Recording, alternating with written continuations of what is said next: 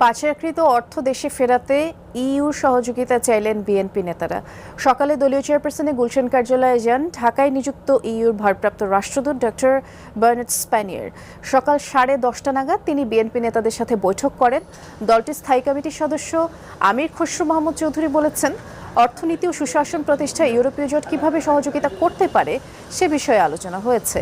আরও বললেন, পুরোপুরি গণতন্ত্র কিভাবে ফেরানো যায় সেই প্রসঙ্গ আলোচনায় উঠে আসে।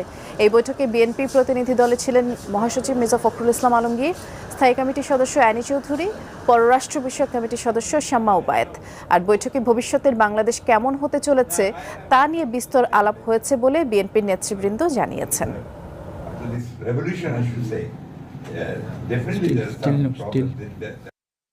বাংলাদেশের অর্থনীতি নিয়ে আলোচনা হয়েছে এবং গুড গভর্নেন্স, বাংলাদেশের যে প্রতিষ্ঠানগুলো সব ধ্বংস হয়ে গেছে এগুলোর